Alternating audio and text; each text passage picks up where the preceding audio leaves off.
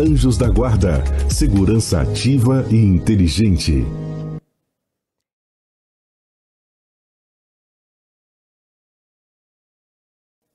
Boa tarde, pessoal. Armando Profeta, para quem não me conhece, sou da turma de 91 do CPOR de BH, de Infantaria, a mesma turma do Rogério, coincidência, né? Também fui subordinado do Roberto, então ele que fez a brincadeira das idades aí, então vocês imaginam a idade dele, porque quando eu fui subordinado dele, ele já estava 10 anos na empresa, então dá para... Mas, assim, para mim é uma honra poder estar aqui, tá, Afonso? E eu vou falar os motivos, né? Eu sou formado em administração, sou pós-graduado em marketing, também tenho outras pós-graduações. Essa especialização em fraudes e gestão de contratos, atuei na área de segurança, atuo na área de segurança já há bastante tempo.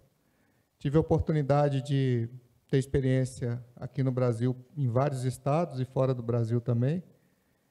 E, para mim, é uma grata surpresa esse evento específico de hoje, porque você pode frequentar uma pós-graduação em segurança que você não terá os temas abordados na profundidade que os foram hoje. Esse é um primeiro ponto positivo que eu falo em relação às palestras, aos temas tratados e à profundidade dos temas. Também tive a oportunidade de lecionar sobre esse tema de fraudes e por isso que eu estou falando com essa propriedade. Então, esse é um primeiro aspecto.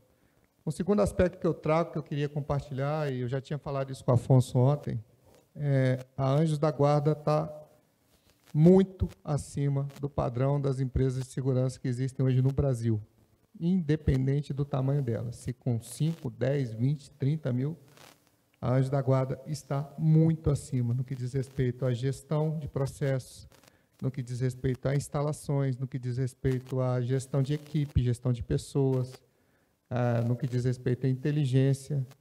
E, fruto disso, é o seu comando, Afonso. Saber trazer as pessoas certas para as posições certas, né? Ter gente competente conduzindo os trabalhos. E isso não é uma puxação de saco, usando um termo mais direto. Isso é fato. Eu fiquei muito impressionado na semana passada, numa visita que eu fiz lá em Anjos da Guarda, com todos os processos, com as respostas que eu tive do Rogério, e eu sou chato, eu começo a fazer pergunta, e pergunta fora da caixa, às vezes, para testar o sistema, e as respostas foram muito assertivas, e a Anjos da Guarda realmente está de parabéns por promover esse evento. E aí eu pergunto para vocês têm noção do que a gente viu aqui hoje? Vocês têm noção do que está sendo promovido, do que está sendo discutido? É muito grande, é muito interessante, é muito bacana, essa semente que já não é mais semente, já é uma arvorezinha que já está ficando grande, e poder discutir segurança privada junto com profissionais de ponta, como nós temos aqui hoje, né? Vários já foram, mas os que ficaram também estão sendo privilegiados. Eu fiz algumas anotações aqui, diversas, né? E vamos lá, né? Eu tenho já uma primeira pergunta que eu vou dirigir para todos os três, que é assim, mais ou menos assim. Qual a contribuição da segurança privada, né, de forma efetiva, considerando tudo que a gente disse até agora, né? A gente falou muito de planejamento, organização, direção, controle, pessoas, processos, tecnologia, inteligência, trabalhar com prevenção, ter a repressão quando a gente não trata a prevenção, né? E isso está totalmente atrelado com tecnologia e inteligência, né? Mas como que a segurança privada, melhor, contribui de forma efetiva para a segurança pública sem ultrapassar o limite da conformidade, considerando tudo isso que foi mostrado? Por que eu faço essa pergunta? A segurança pública tem um papel dela. Nós, segurança privada, hoje temos o nosso papel. Como é que eu faço, dentro desse processo de lisura, que tem que existir, né, que a gente tem leis que regem, nós temos todo um arcabouço de processos e procedimentos que a gente segue.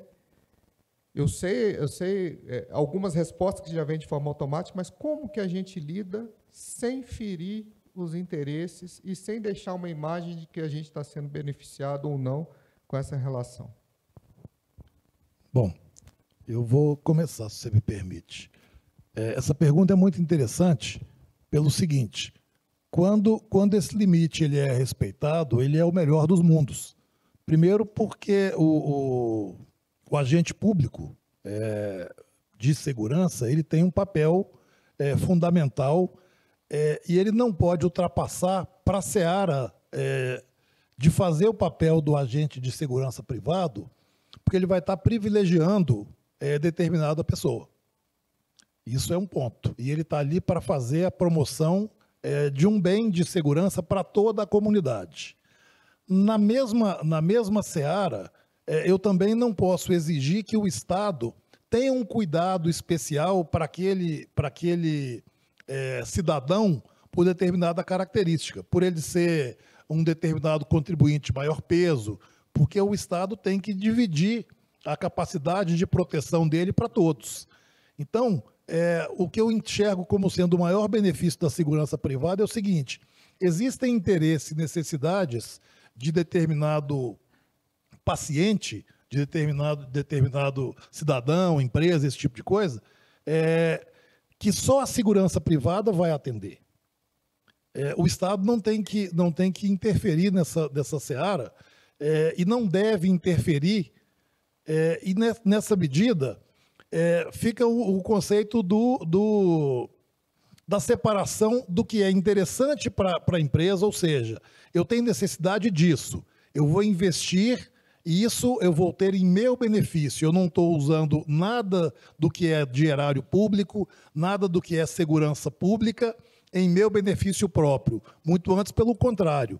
Se eu estabeleço, dentro da minha região, eu promovo aspectos de melhor iluminação, se eu tenho calçamento, se eu tenho um entorno bem sinalizado, eu tenho um ambiente de segurança dentro do meu contorno das minhas instalações, eu estou promovendo um ambiente de segurança para o meu perímetro e estou irradiando aquilo para a comunidade, ou seja, eu estou favorecendo aquilo para a minha vizinhança.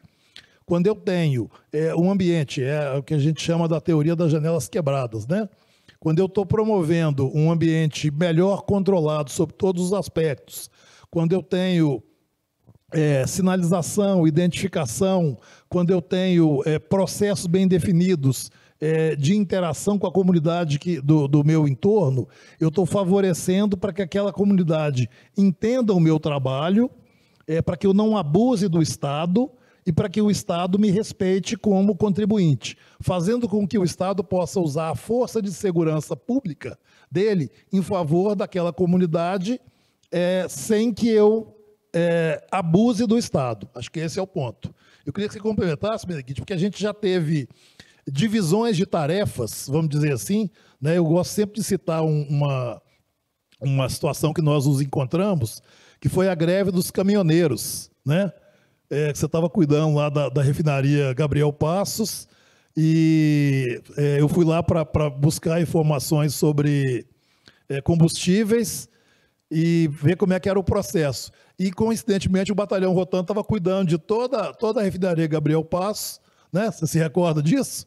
E eu falei, olha, se os caminhões vierem aqui para abastecer, você garante que eles vão entrar? Eu falei, eu garanto. Falei, bom, então eu vou montar a minha operação de escolta fora, né? Ou seja, ele fez o papel dele de Estado, eu montei a minha estrutura externa, os clientes, né, tiveram um atendimento, nós conseguimos prover o atendimento satisfatório para os meus clientes, não houve nenhum abuso do Estado, e todo mundo ficou satisfeito, cada um no seu papel, cada um com seu protagonismo. Eu acho que essa interação é extremamente salutar.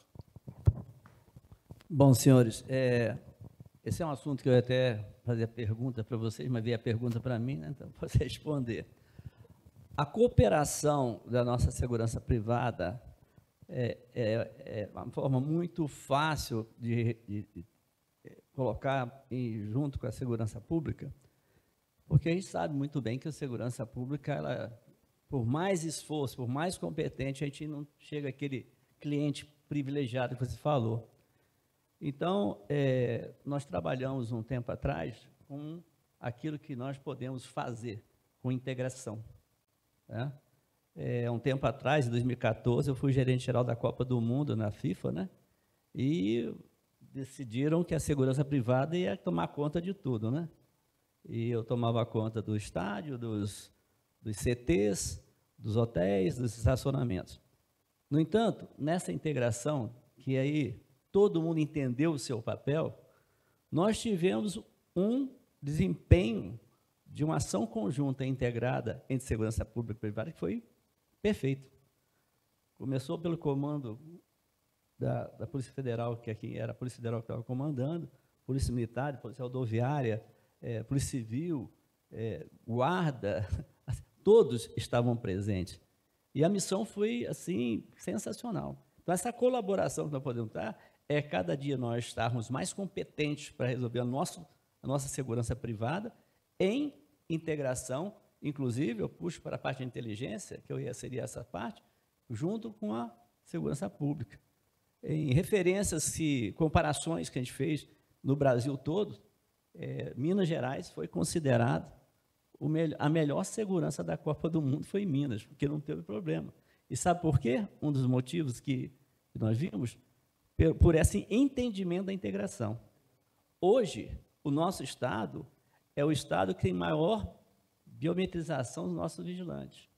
Na Copa do Mundo, só entrava no estádio, Brasil e Chile, eu coloquei 2.500 vigilantes dentro do Mineirão. Todo mundo biometrizado e com excelência de qualidade. E a Polícia Militar praticamente não teve problemas de segurança.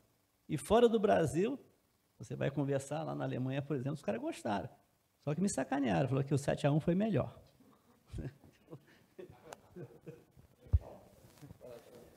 Bom, eu complemento aqui a nossa contribuição no seguinte aspecto. O Coronel Borges, né, o Evandro, hoje cedo, ele abordou o artigo 144, que é de conhecimento de todos nós, da segurança, né, que a segurança pública é direito e responsabilidade de todos. O Afonso abordou aqui os aspectos do Estatuto da Segurança Privada.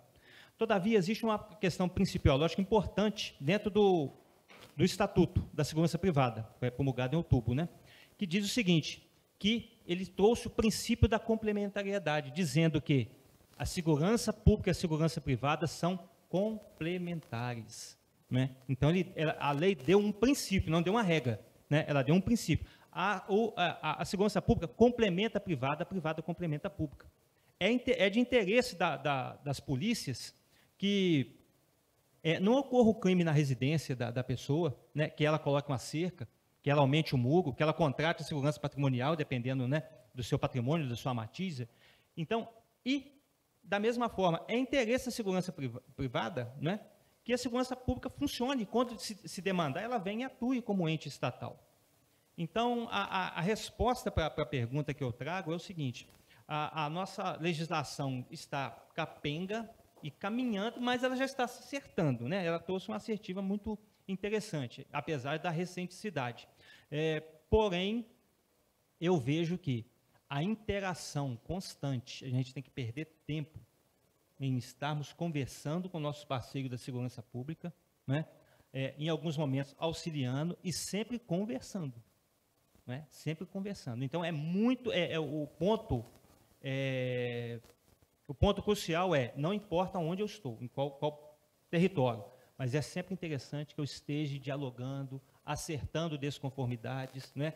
Fazendo uma interação, muitos não gostam do que eu vou falar, mas nós tivemos uma operação há muito tempo atrás aqui com uma agência americana, ela veio só observar a operação porque pessoas que foram presas nos Estados Unidos como terroristas, isso há muito tempo, gente, na época que era possível falsificar contra-cheque para obter visto americano, né? Algumas pessoas que estudaram em universidades federais entraram nos Estados Unidos com visto verdadeiro, todavia, documentos falsos. Né? Se o documento para obter o visto é falso, a competência de investigação é do Estado. Se o visto é falso, a competência é federal. Então, como recaiu para o Estado, depois de uma longa história, houve a deflagração da operação, eles pediram autorização formal ao governo para serem observadores, sem arma, e só no ponto de gestão da operação. Eles falaram isso, comandante. Nós nunca vimos, né, as polícias conversarem, mas aí eu trago aqui vamos dizer assim, uma contradição. A maioria funciona pelas relações interpessoais. Né? O Estado não existe. O que existe são as pessoas. Né? O que existe são as pessoas. Se a gente tem a incumbência de fazer o bem, nós estamos no mesmo propósito, né? Não tem conversa atravessada, né? E a conversa é franca, os objetivos são os objetivos legítimos, né? E honráveis, né? É isso que vai trazer a integração. Okay? Então, eu respondo dessa forma. Muitos não gostam que institucionalmente, né? Em Brasília, tipo assim, no Estado aqui, o pessoal, não, são as instituições. Lamentavelmente, eu acho que não. Né? São as pessoas. Na verdade, as instituições são as pessoas. Então, nós temos que conversar, nós temos que estar sempre integrados. Okay? Obrigado. Você tem o viés político. Eu vejo, por exemplo, Belo Horizonte não tem convênio com o sistema Hélios. Tá? O município e o Estado não conversam. Não faz sentido que eu forneça a base da Polícia Civil para a Prefeitura de Belo Horizonte. Por que a Polícia Civil não fornece para Belo Horizonte? Eu, particular, Anjos da Guarda, que fornece. Faz sentido, né? Aqui a gente abordou papéis e responsabilidades, tem que estar bem definidos. Ao mesmo tempo, a resposta do Coronel Meneghini a gente tem que ter bastante maturidade para entender quando ele coloca o ponto da interpessoalidade. Porque tem que haver, sim, a interpessoalidade, mas não pode haver ultrapassar o limite, né? Então, isso é importante. Então, para o senhor, Coronel Júlio, a gente está falando aqui de uma empresa de ponta, e depois eu vou fazer uma pergunta na sequência para você, Afonso, mas primeiro aqui para o Coronel Júlio. Por melhor que seja a empresa prestadora de serviço, né, e no caso do senhor, atuando em condomínio de alto padrão, como é que o senhor faz para lidar com o ego inflado de proprietários emergentes que não valorizam o prestador de serviço? Com informação. A gente tenta massificar o morador, o associado, com conhecimento. O conhecimento ele é esclarecedor, mas tem que saber o momento certo de fazer essa interação. Não é no momento do conflito que isso será resolvido. Né? Então, nós temos uma colaboratividade muito grande. Por quê? Porque a gente leva informação vinculada àquela pessoa. A gente tem muito problema, porque tem até aquela frase famosa da filosofia, né? Sou homem e tudo que é humano não me é estranho. Não é? Tudo que é humano não me é estranho porque eu sou humano. Né? Então, nós somos frágeis, né? Nós somos passageiros, às vezes erramos querendo acertar, e existe hoje um fenômeno atual, existe um radicalismo muito contra as posturas, uma intransigência muito grande, porque todo mundo quer ter a razão. No condomínio de alto padrão, todo mundo é importante. Não é não? Né? Todos são importantes. Eu não estou dizendo como seres humanos, que o são, né? Mas em função dos seus cargos, né? Das suas ocupações. Por isso, eu falo assim, com conhecimento, né? Com tranquilidade. Né? Não é fácil, não é fácil. Né? É algo, eu digo que é o maior fator de pressão, hoje é isso aí. Né? E não conosco, que nós temos preparo para isso, nós vivemos muitas crises, né? Mas com o senhor João, que é o controlador de trânsito, né? Que está lá na frente, que você tem que fazer os dois trabalhos, o trabalho de depois compor, né? Vamos dizer assim, compor esse conflito com quem produziu o conflito, mas a gente tem que fazer o trabalho com o nosso colaborador também. A gente tem mas isso não é função da segurança, mas é melhor abraçar isso, isso é segurança sim. Então, é com conhecimento, né, com estratégia, não é fácil, nem sempre vencemos. Né? Mas, eu digo assim, são aspectos psicológicos muito interessantes. Eu me recordo de um morador que ele ligou para a segurança, reclamando, o gerente estava próximo, e ele começou a desabafar, essa segurança é uma porcaria. A segurança estava ótima, não tinha evento nenhum. E todos nós sabemos, né, nós temos que ter a matiz colaboração, a segurança objetiva, está lá o vigilante equipado, ou seja, existe a segurança disponível e a subjetiva. Né? Ele tem que ter a sensação de segurança. E essa pessoa, ela começou a chorar no telefone, ela começou irritada, gritando, competente, competente, competente. De repente ela falou assim, eu me sinto muito inseguro nesse condomínio e começou a chorar. Começou a chorar. Depois, quando nós fomos conversar com essa pessoa, por que você se sente inseguro? Sabe por quê?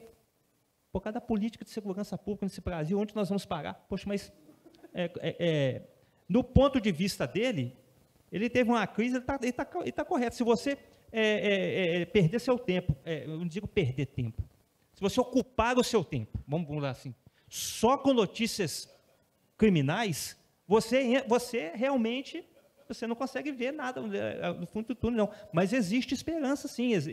O mundo não é só aquilo, né? Então, é muito complicado. Essa pergunta aí, assim, é o que gera mais crise e mais problema para nós. Ok? Não é difícil, mas é com conhecimento, com colaboração. Vencemos muito, perdemos outros. Uns a gente ganha depois, ok? Às vezes a gente perde ganhando, né? Mas é realmente o maior desafio num condomínio residencial de alto padrão, as desinteligências envolvendo a segurança. Vocês vão entender por que eu fiz essa pergunta. E agora eu vou lá para o Coronel Naves. Nós falamos muito hoje, no dia de hoje, sobre a questão de pessoal, né? Uma das maiores dificuldades hoje. Investir em pessoal, você vai ter que pensar fora da caixa, né? Uma empresa de vigilância não é uma fornecedora de mão de obra, é uma fornecedora de serviços, e isso fica muito latente, muito claro com o padrão da Anjos da Guarda, que é uma fornecedora de serviços, e uma empresa que preocupa com o seu pessoal. Nessa linha, Coronel Naves, o que a Escola Brasil faz de diferente para tentar formar uma mão de obra ou melhorar a mão de obra existente hoje, que está escassa, está difícil? O que o senhor tem de diferencial na Escola Brasil? Bom, nós temos que fazer alguns milagres, né? Porque o colega que chega lá para fazer o curso, ele nunca pensou, quando eu for pequenininho lá, quando eu crescer eu vou ser vigilante. Nenhum pensou dessa forma. Ele pensa ser bombeiro, polícia, do exército, né? Mas ser vigilante ele não pensou, não. Aí quando ele chega lá por uma oportunidade, o quê? Financeira. Ele quer saber, porque hoje ele está ganhando R$ 3.190, mais os benefícios, né? Então, ele quer saber disso aí. Então, por isso que eu não abro mão. Qual é o diferencial? O primeiro, eu não abro mão da primeira aula do aluno que está entrando na Escola Brasil. Eu faço uma aula inaugural, aí você fala, quanto tempo? 4 horas. Porque eu tenho que impactar aquela pessoa que está entrando na escola para ver que a vida dela, no finalzinho, você tem que mudar. Ainda fala o seguinte, eu vou fazer aqui, como é que é o termo que eu perguntei para você, aquilo que a gente vai prever no futuro, eu vou predestinar, não, como é que é? O evangélico usa muito aí. Professar. Eu vou professar. Ainda fala assim, hoje, dia tal, setembro de 2025, a sua vida vai mudar, e para melhor. Aí o caba fala assim, amém. Não foi bom não, vamos repetir. Aí todo mundo fala o amém, né? Então, começa por aí. Então, essa mudança de ele sentir que a partir daquele momento, ele não vai vender láqua de Fiore, ele vai ser vigilante. Então, é quem tem que mudar o seu procedimento, sua maneira. E aí a gente começa a acompanhar. Naquele dia tem uma prova no final do dia. Ao final do dia, eu sei qual é o resultado. E durante a minha fala, eu identifiquei as dificuldades de cada um. Tanto é que eu nomeio o xerife, né? Nós temos lá, e o subxerife. O xerife Marlon, da terça-feira passada, tirou 10 na primeira prova, e a senhorita Ronilde, subxerife, tirou 10 na prova. Então, esse é o diferencial, que você conheceu o seu aluno. Nas reciclagens, tudo que nós falamos aqui, de manhã o pessoal recolhe aqueles documentos, ministra as aulas e tal. À tarde, às 14 horas, eu entro em sala de aula. E dizer para eles o seguinte, a vida mudou. E fala exatamente, nós estamos na época de IA, e vocês, tem gente que não sabe colocar um número de telefone no celular. Então, nós temos que mudar esse comportamento de vocês que estão reciclando. Se você não tem conhecimento de informática, se você não tem Power BI, você não entra na Anjos da Guarda. Confere? Tá? Se você não opera um drone, você está com dificuldade. Nas mineradoras, Aí o Wander que sabe disso, que eu fiz mais não letais. Porque o cara lá, 70% é desarmado na Vale. Então, nós estamos hoje, mais de 500 vigilantes na Vale com equipamentos não letais. Tá? E agora, não letais 2 de outra empresa, para evitar a letalidade. E aí eu falo com eles, vocês agora, se vocês estão trabalhando, se vocês não se adequarem à nova atividade, à nova legislação que mudou, que você hoje, se você não cumprir as normas que estão previstas, tá? Você usar droga, você beber, você tem a sua CNV cassada. Tá? Aí entra outra mudança. Antigamente, você só podia operar na área vigilada. Não é isso escrito lá? Agora não. Agora você pode operar fora da área vigilada, quebrando o galho. Quebrando o galho no perímetro. No perímetro, desde combinado com a Polícia Federal. Então, as coisas mudaram. Então, esse diferencial de você falar que sensibilizar o vigilante, dizer que ele não é uma pessoa comum, ele é um profissional de segurança, não é simplesmente um vigilante.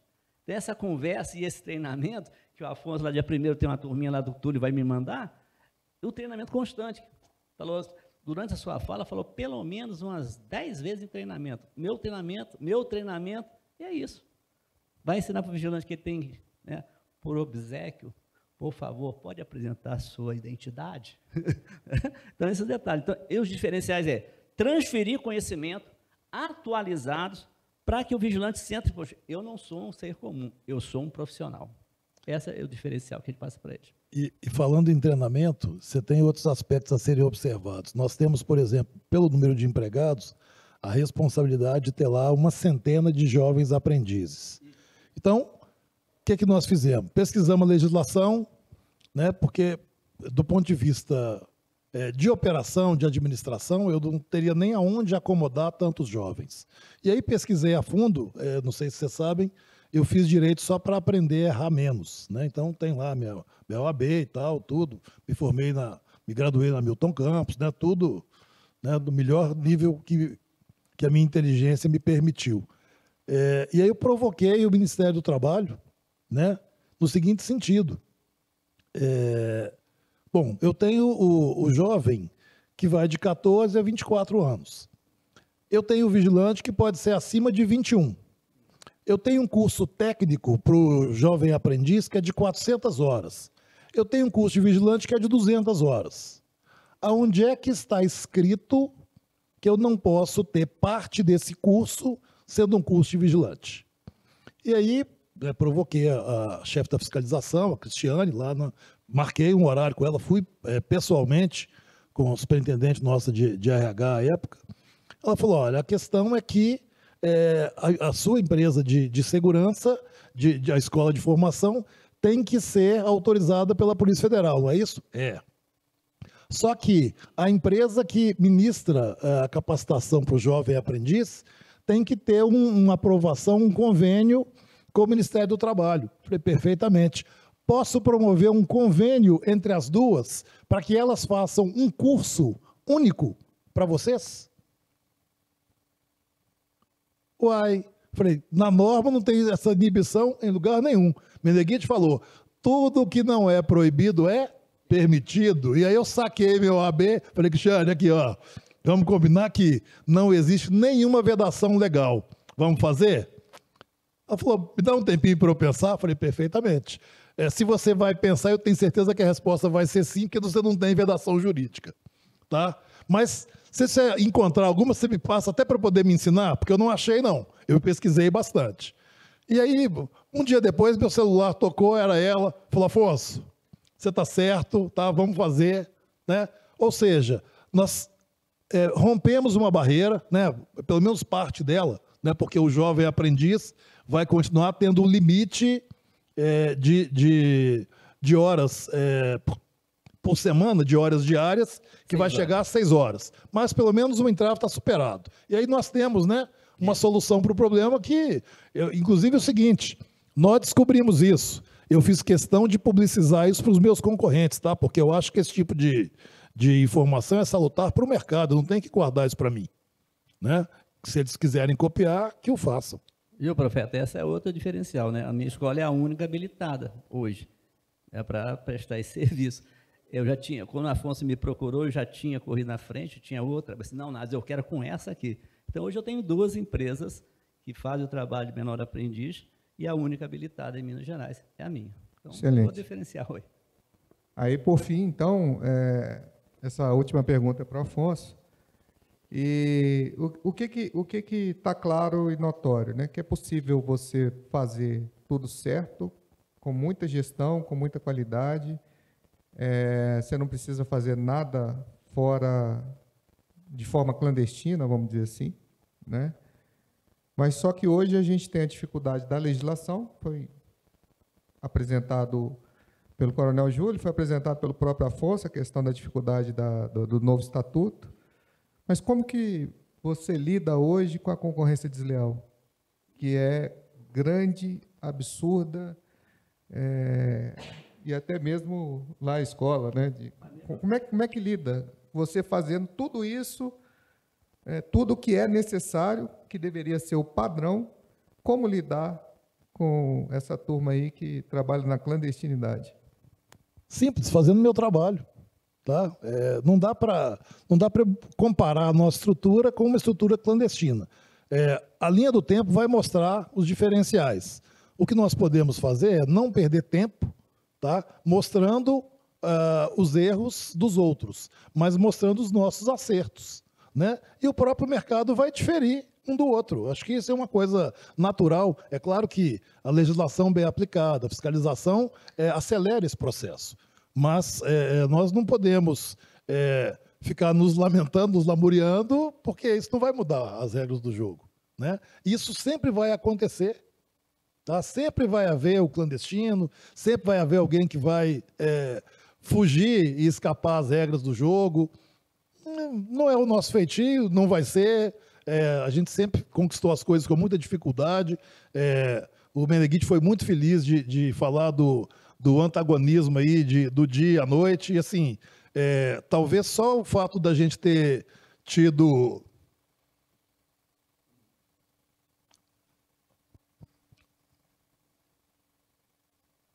Vai, Afonso. os percalços, né? É que nos impulsionaram mais para querer andar correto. E vamos embora, tá tudo certo, faz parte. Não podia esperar a resposta diferente. Mais alguém quer contribuir, não? É o seguinte, quando vai da competição, né? Vejam só, a gente tem que, como nós vamos mostrar o nosso serviço e ajudar quem tem que nos fiscalizar. Só para ter um pequeno exemplo. Escolas, durante a reciclagem, não executavam os tiros previstos, não ministravam as aulas previstas. Aí, como é que eu posso concorrer com uma escola que não dá os tiros previstos? Aí, em conversa com o doutor Campidelli, que você conhece muito bem, eu falei assim, doutor, vamos fazer o seguinte, vamos gravar os tiros? Aí, tá bom, vamos gravar. Então, agora todo mundo tem que gravar a prática do tiro, no caso da reciclagem, são 30 tiros na prática e 10 da prova. E tem que enviar o link para a Polícia Federal. Pronto. Aí todo mundo ficou nervoso, chateado. Pô, agora tem que gravar, assim, eu fiquei vibrando, né? Porque eu já fazia, não fez diferença nenhuma. Agora, para quem não fazia, realmente pesou no bolso. E aí vai por aí. Não dá aula, não ministra aula, desse jeito. Aula virtual. Aula virtual, como é que assim? Vigilante com aula virtual? Tá bom que você fez um curso superior, você é outro nível. Mas nós somos práticos, vigilante é combatente, é o fazer, né? Enxergar com os pés, né? Aprender fazendo. Aí aí vai virar vigilante aquele virtual, né? Aí não consegue desenvolver o trabalho lá quando precisar. Tá certo. Só uma contribuição que eu trago a essa questão é a seguinte: nós temos um aparato normativo, né? Por exemplo, nós temos normas para tudo, né? Nós estamos no mundo da norma. Quando vai jogar basquete, tem as normas do basquete. Você não joga basquete na lama, não é verdade? Você está jogando basquete num campeonato de alto nível. Mas tem gente jogando basquete na lama. Então, não tem como. Tipo assim, não existe, essa concorrência, na minha visão, ela não existe. Nós estamos falando de contextos totalmente diferentes, né?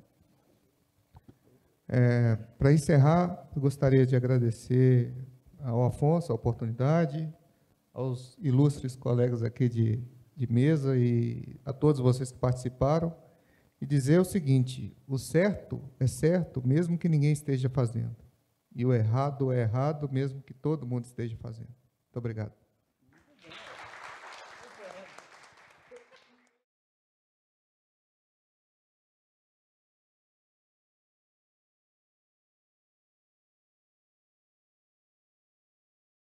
Anjos da Guarda, segurança ativa e inteligente.